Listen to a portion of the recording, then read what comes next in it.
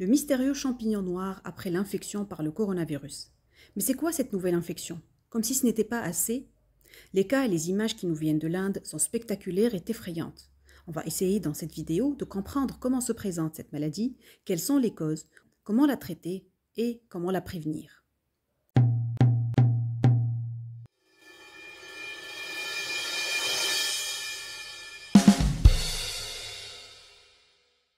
En Inde, plus de 2000 cas ont été rapportés au Maharashtra, plus de 1200 cas au Gujarat et plus de 200 cas au New Delhi.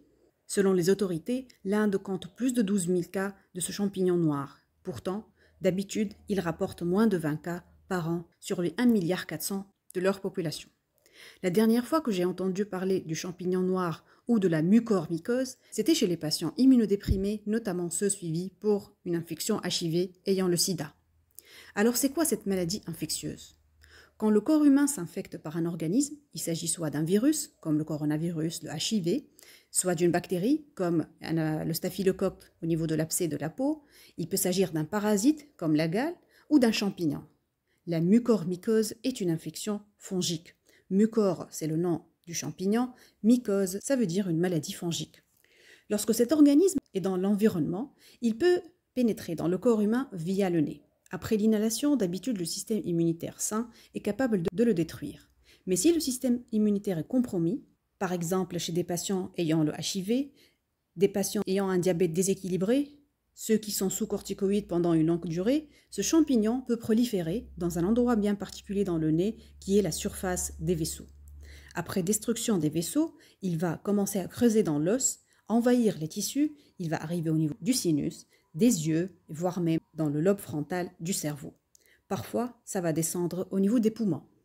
En plus, après destruction des vaisseaux, le tissu vascularisé par ce vaisseau-là va être privé de sang, ce qui correspond à une ischémie.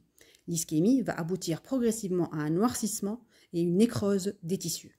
Ce champignon a aussi une couleur noire. Tout ça fait qu'on appelle cette maladie la maladie du champignon noir. Les terrains fragiles d'immunosuppression qui sont prédisposés à cette infection sont les diabètes non équilibrés, les leucémies, le sida, les médicaments immunosuppresseurs comme la chimiothérapie, le méthotrexate, la corticothérapie au long cours. D'ailleurs, les patients de la Covid de forme sévère sont traités par des corticoïdes. Les corticoïdes dans les études cliniques se sont révélés des sauveurs de vie.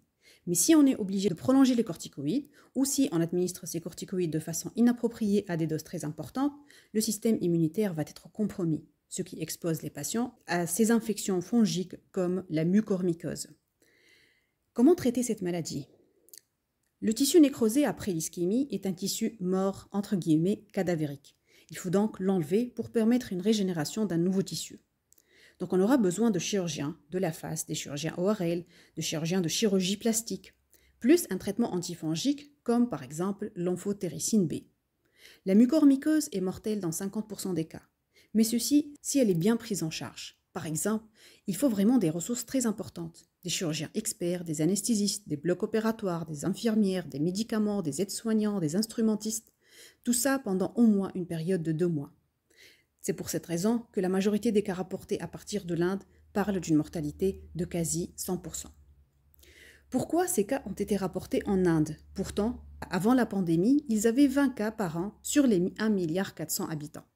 Je ne sais pas vraiment quelles sont les vraies causes, mais je peux avancer des hypothèses. Récemment, l'Inde a connu une vague intense de nouveaux cas de coronavirus. La population est très importante. Ils étaient traités peut-être d'une façon inappropriée par des corticoïdes. Le champignon aime les milieux chauds et humides comme en Inde. Il se peut aussi que le champignon s'est proliféré dans les bouteilles d'oxygène, notamment celles vendues au marché noir. La majorité des patients rapportés à partir de l'Inde étaient dans les 15 jours après l'infection par le coronavirus. La majorité étaient diabétiques et avaient probablement un diabète déséquilibré. D'ailleurs, je considère que le diabète est une pandémie orpheline. 9% de la population mondiale souffre de diabète et il faut qu'un jour qu'on s'occupe de cette maladie. Aussi, les cas rapportés à partir de l'Inde recevaient pratiquement tous des corticoïdes. On ne sait pas vraiment si les doses de corticoïdes étaient administrées de façon correcte. Je veux rassurer les spectateurs, ce n'est pas un nouveau fléau à mon humble avis. La population générale ayant une bonne immunité se portera bien vis-à-vis de ce champignon. D'ailleurs, ce champignon existe partout, dans le sol et dans l'air. notre système immunitaire est parfaitement capable de le neutraliser de façon très efficace. Voilà en ce qui concerne ce champignon noir ou la mucormycose, et bye bye.